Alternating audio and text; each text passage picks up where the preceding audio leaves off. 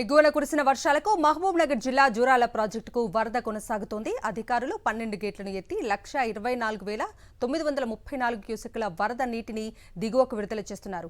ప్రాజెక్టులో ప్రస్తుత నీటి మట్టం 318.14 మీటర్లు చేరగా ప్రస్తుత నీటి నిల్వ సామర్థ్యం 8.889 టీఎంసీలుగా ఉంది. కృష్ణా నది పరివాహక ప్రాంతాల్లో వర్షాలు తగ్గుముఖం పట్టడంతో నాగార్జున సాగర్ ప్రాజెక్టుకు వరద తగ్గింది. దీంతో అధికారులు క్రస్ట్ గేట్లను మూసేశారు. ప్రాజెక్టులో ప్రస్తుత నీటి మట్టం 585.80 అడుగులుగా ఉండగా నీటి నిల్వ 299.74 టీఎంసీలుగా ఉంది. ప్రధాన జల విద్యుత్ కేంద్రంలో పూర్తి స్థాయిలో విద్యుత్ ఉత్పత్తి కొనసాగుతోంది.